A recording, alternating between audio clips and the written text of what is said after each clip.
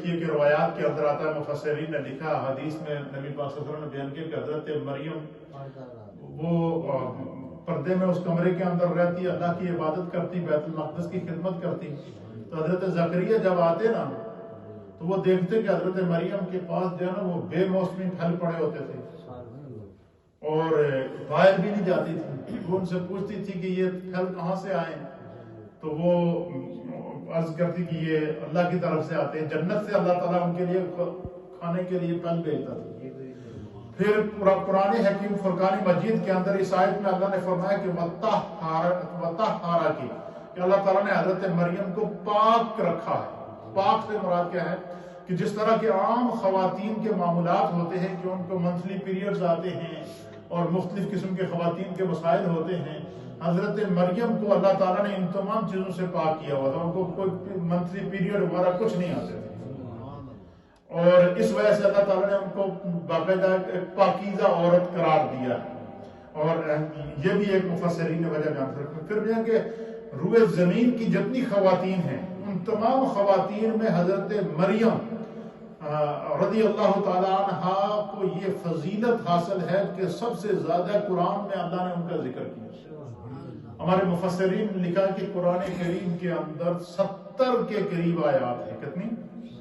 یا 70 ایسے مقامات ہیں یا کم و بیش 70 مقامات ہیں جہاں پر اللہ تعالیٰ نے حضرت مریم کا ذکر کیا ہے نام لے کر یا ان کی نسبت کو. جیسے قرآن کریم میں جہاں بھی عیسیٰ علیہ السلام کا ذکر آیا تو وہاں عیسیٰ ابن مریم کا لفظ آیا، مسیح ابن مریم کا ذکر آیا.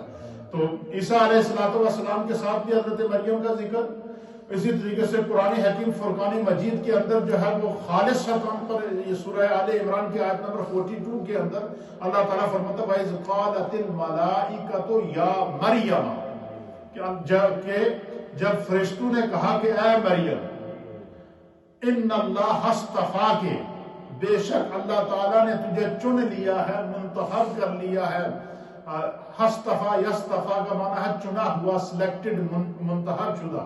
وطہارا کی، تمہیں پاک کر لیا. واصطفا کی علی نساء العالمین، اور تمہیں تمام جہانوں کی عورتوں پر برگزیدگی عطا فرمائی ہے. پھر اگلی آیت کے اندر پھر ذکر ہے کہ مریم نے اپنے رب کی فرما برداری، کہ مریم تم اپنے رب کی فرما برداری کرو، اس کی بارگاہ میں سجدہ کرو اور رکوع کرنے والوں کے ساتھ رکوع کرو. تو قرآن حکیم فرقان مجید میں حضرت سیدہ مریم کا جو ذکر ہے یہ 70 مرتبہ تقریباً آیا ہے. کتنی مرتبہ آیا ہے؟ اس نسبت کی وجہ سے اللہ تعالیٰ نے دیکھیں پھر قرآن حضرت مریم کو، پھر اللہ تعالیٰ نے جب حضرت مریم کو عیسیٰ علیہ السلام عطا فرمائے تو سورہ مریم میں آگے اس کا ذکر ہے، وہ تذکرہ عیسیٰ علیہ السلام میں لے کر آ جاؤں گا. حضرت مریم کو حضرت جبریل علیہ السلام کے ساتھ کلام کرنے کا براہ راست یہ بھی شرف حاصل ہوا ہے. حضرت مریم جب تک مسجد اقصیٰ کے اندر رہی، عبادت میں رہی، اس وقت تک جنت سے ان کے لیے پھل آتے رہے. پھر جو ہے جس وقت عیسیٰ علیہ السلام حضرت جبریل آئے اور آپ نے آپ کے سینے کے اندر اور آستین کے اندر یہاں پر پھونک ماری، آپ کو پھونک ماری اور ادھر پھونک ماری اور سینے کے اندر پھونک ماری. پھر حضرت جبریل علیہ السلام کا حضرت مریم کے ساتھ جو تذکرہ اور مذاکرہ ہوا اس کو قرآن نے بیان فرمایا ہے کہ جبریل نے کہا، انسانی شکل کے اندر حضرت جبریل آئے اور انہوں نے کہا کہ مجھے اللہ تعالیٰ نے بھیجا ہے، تمہارے پاس ہے اور کیا میں تمہیں بیٹا عطا فرماؤں. تو حضرت مریم نے کہا یہ کیسے ہو سکتا ہے، مجھے تو کسی مرد نے چھوا نہیں ہے، نہ میں جو ہے وہ ایسی کیفیات میں ہوں کہ میں جو ہے وہ کہ مجھے بیٹا پیدا ہو. تو پھر انہوں نے کہا کہ میں خدا کی طرف سے بھیجا ہوا فرشتہ ہوں. اور اللہ تعالیٰ نے جو ہے وہ پھر حضرت مریم کو مختلف انداز سے جبریل علیہ السلام کے ساتھ کلام کرنا، اس کا ذکر فرمایا. خود نبی علیہ السلام نے جو ہے وہ حضرت مریم کا ذکر بڑی ہی سنن کبریٰ کی حدیث ہے اور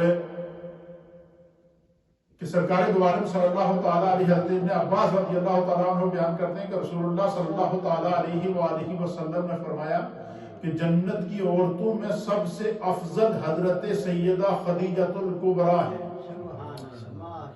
حضرت سیدہ خدیجۃ الکبریٰ ہے. اور پھر فرمایا کہ خدیجہ بنت خویلد ہیں اور میری بیٹی سیدہ فاطمہ الزہرا ہیں، اور حضور نے فرمایا مریم بنت عمران ہے، اور فرعون کی بیوی آسیہ ہے۔ فرعون اللہ کے کافر تھا، اللہ کا دشمن تھا، اور قرآن کریم نے اس کی پوری مذمت اور اس کے ظلم اور اس کی سزا اور اس کے غرق ہونے کو بیان فرمایا ہے۔